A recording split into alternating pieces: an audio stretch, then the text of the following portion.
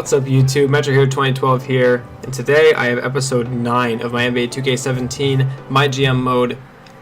This was an expansion draft with the Seattle Supersonics, and today I have enough votes to tell me I should be trading for Rudy Gobert. I have a deal to just do Terrence Ross straight up for Gobert. We're going to go ahead and do that trade. Get Gobert on the team, and here's the other thing. I'll view menu. I'll show you the ultimate plan in just a little bit here.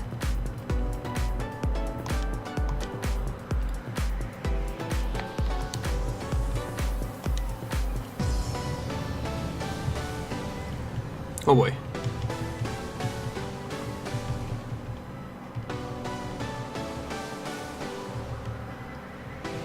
Everyone's on fire, it's crazy. Okay, so we need one more guy. Roberson is going to be our backup. There we go. Alright.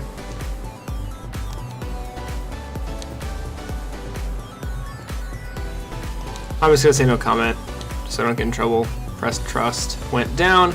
But here we go. I'm going to show you guys what I want. And Gobert might help me get it more so than Terrence Ross. When Gobert is able to be traded, I would like to pursue Jamal Murray, and I know a lot of you wanted me to get him earlier. I've seen people simulate a few seasons in this game, and he gets really good, and he plays super fun. Like, he's really good off the ball. He's a sharpshooter. He plays a lot like Steph Curry, so I want to get in on that as soon as possible. I'm unable to do a trade with them right now. It's going to be kind of hard to get him because he's like, watch, he's 3.5 stars in their eyes, and even with like a first-round pick and like Cameron Payne, Gobert might really help this deal. He's the best player in our team now. Like Roberson, like all of this, like they don't want it. It doesn't matter.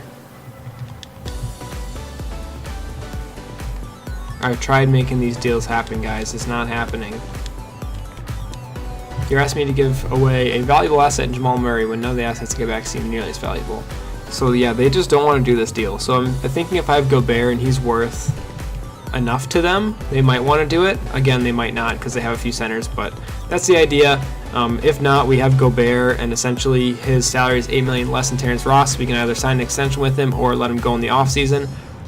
But ideally, I want to go for Jamal Murray. I have really no idea how else I can pursue him other than getting a little bit better players in the team, or maybe dumping some guys for draft picks. So let me know what you guys think down below. If you want me to pursue Jamal Murray, or if you have ideas for how I can go about getting him. He's very hard to get, or anybody else you want to see me get. But we got Gobert for now. We're going to see how he plays in the game.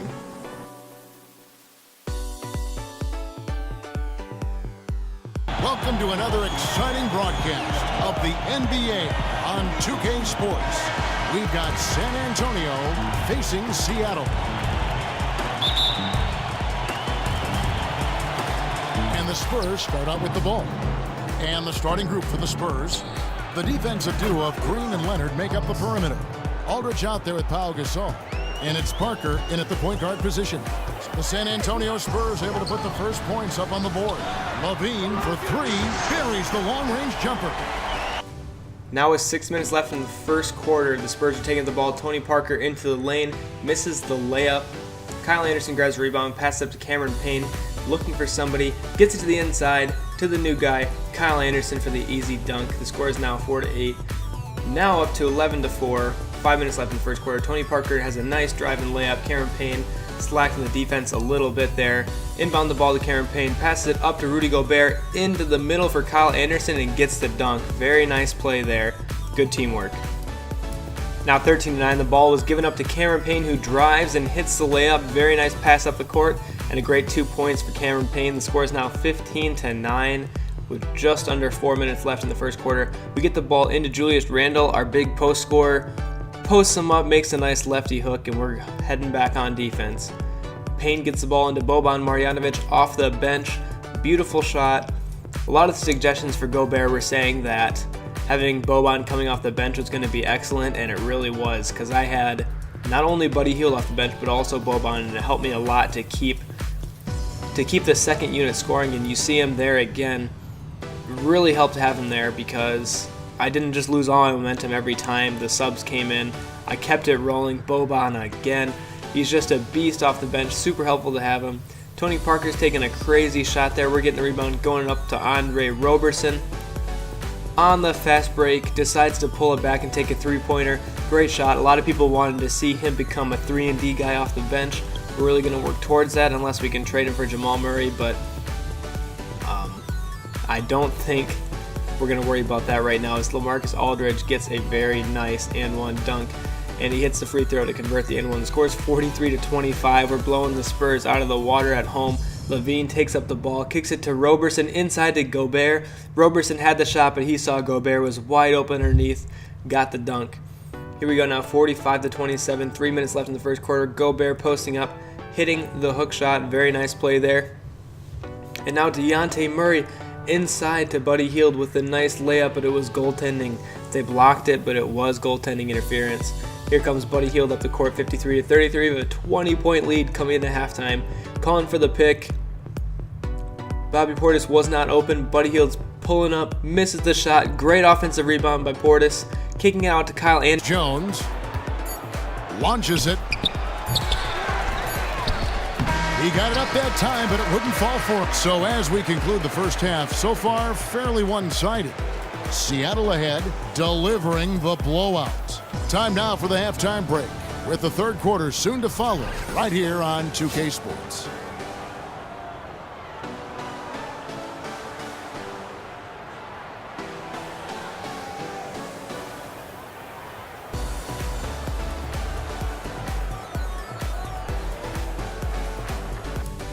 Starting out the second half here, we still have a giant lead, 58-35. Julius Randle got Tony Parker on him, so he was bringing him all the way into the basket to get an easy post score. He's doing pretty well this game so far. Levine kicks into Gobert, backing down, hitting that lefty hook again. A lot of people said he had no offense. He really is not nearly as good of an offensive player as Boban, but he can make standing dunks and he can hit his hook shots occasionally, and there he is on the defensive end. That's why we want him. Boban can swat shots, but nothing like Gobert can. There we go, Spurs shooting another crazy fadeaway three. I don't know what they're thinking this game. So we kick the ball up to Buddy Hield. Nobody's covering him. He's going to be splashing that all day, guys. He is so good off the bench for us, scoring a lot of points. You'll see at the end of the game here, he shoots a very high percentage all game. So we get the ball into Boban. He's easily posting up on the offensive end. I really like having a defensive center as a starter and then having a good offensive center coming off the bench. And Boban is just that. He's very good at posting up. And there is a beautiful pass into the paint for Dejounte Murray. And there's the benefit of having a 6'6" backup point guard, guys. Look at that. The dunk over Tyus Jones, who we traded earlier. The and one play for Dejounte Murray. Beautiful free throw to cap it off. That was just an awesome play by the backup point guard. I love having him on the team. As the Spurs are trying to come back here, but it's 54-80. Probably not going to happen for them. We're doing pretty well. Get it into Dejounte Murray, up to Buddy Hield. No one's covering him from three again, and he's hitting it. I don't know why they're not covering him on the fast break. They're just losing their men. Buddy's getting open. We get the ball into Dejounte Murray, over to JaVale McGee, and check out this dunk. He doesn't play very often, but when he does, he loves dunking it. I don't know what's going on. Cameron Payne gets the ball, dribbling the ball up the court, over in the corner to Scal, who's in off the bench, trying to post up. He's trying to get involved in the action. He really is dedicated to that post, and he goes all. McGee is screen on Parker, up off the score. Talk about bringing the heat, the thunder, and the lightning on. As you guys saw there, the pick and roll is working really well as this game is starting to wrap up here. Cameron Payne in for the easy two.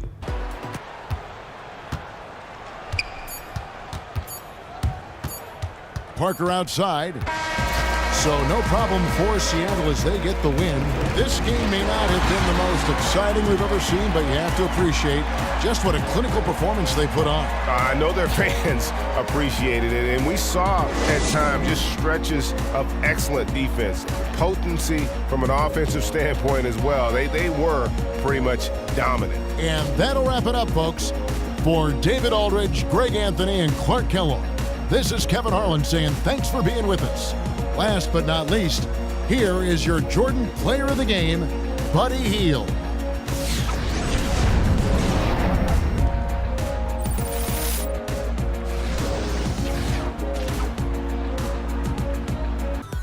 Alright guys, that will do it for episode 9 of this series. I think Gobert had a really good first game. I think this team is really starting to shape up. It's turning into what we want it to be.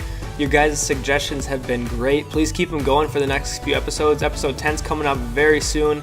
And please leave a like if you enjoy this. You did so well last episode giving me some likes. And it just helps me keep going with this series. I just want to see that you guys are enjoying it. So I'll see you guys in episode 10.